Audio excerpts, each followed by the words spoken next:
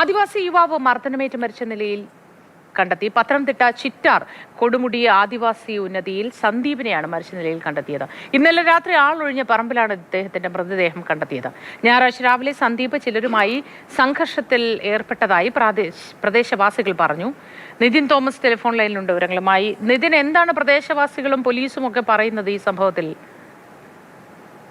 പോലീസും ബന്ധുക്കളും പ്രദേശവാസികളും ഒക്കെ ഒരു കൊലപാതകം എന്ന രീതിയിലാണ് ഇപ്പോൾ സംശയം ഉന്നയിക്കുന്നത്. ഇദ്ദേഹത്തിന്റെ മൃതദേഹം ഇപ്പോൾ പത്തനംതിട്ട ജനറൽ ആശുപത്രിയിലേക്ക് മാറ്റിയിട്ടുണ്ട്. പോസ്റ്റ്മോർട്ടം ഉൾപ്പെടെയുള്ള തുടർ നടപടികൾക്ക് ശേഷം മാത്രമേ കൊലപാതകമാണോ അല്ലെങ്കിൽ ഏത് രീതിയിലാണ് ഈ യുവാവ് മരിച്ചത് എന്നുള്ള കാര്യത്തിൽ വ്യക്തത വരികയുള്ളൂ. ഇന്നലെ രാവിലെ സന്ദീപ് വീടിനടുത്ത് തന്നെയുള്ള മറ്റു ചിലരുമായി സംഘർഷത്തിൽ ഏർപ്പെട്ടിരുന്നതായിട്ട് ഈ അച്ഛൻ ഉൾപ്പെടെയുള്ളവർ നമ്മളോട് പങ്കുവെക്കുന്നുണ്ട്. അപ്പോൾ അതിനുശേഷം വീട് വിട്ടു പോയ സന്ദീപ്, അതിനുശേഷം വീട്ടിൽ നിന്ന് പുറത്തേക്ക് പോയ സന്ദീപിനെ പിന്നീട് ഇന്നലെ രാത്രി ആളൊഴിഞ്ഞ പറമ്പിൽ, അതായത് വീടിനടുത്ത് തന്നെയുള്ള മറ്റൊരു ആളൊഴിഞ്ഞ പറമ്പിൽ മരണപ്പെട്ട നിലയിൽ കണ്ടെത്തുകയായിരുന്നു. മർദ്ദനമേറ്റ് മരിച്ചതെന്ന് തന്നെയാണ് നിലവിൽ സംശയം ഉന്നയിക്കുന്നത്. ചിറ്റാർ കൊടുമുടി ആദിവാസി ഉന്നതിയിൽ സദാനന്ദന്റെ മകൻ സന്ദീപിനെയാണ് ഇത്തരത്തിൽ മരിച്ച നിലയിൽ കണ്ടെത്തി ഇപ്പോൾ തുടർ നടപടികൾ ചിറ്റാർ പോലീസ് സ്വീകരിച്ചു വരുന്നത്.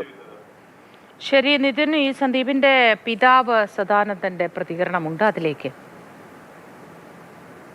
ഫ്രീയായിട്ട് സ്നേഹത്തിലൊക്കെ അവിടെ ഇന്നലെ രക്ഷപ്പെടാൻ കഴിച്ച് അങ്ങനെ അവിടെ ഇറങ്ങി പോവാന്ന് പറഞ്ഞ് പോയാ.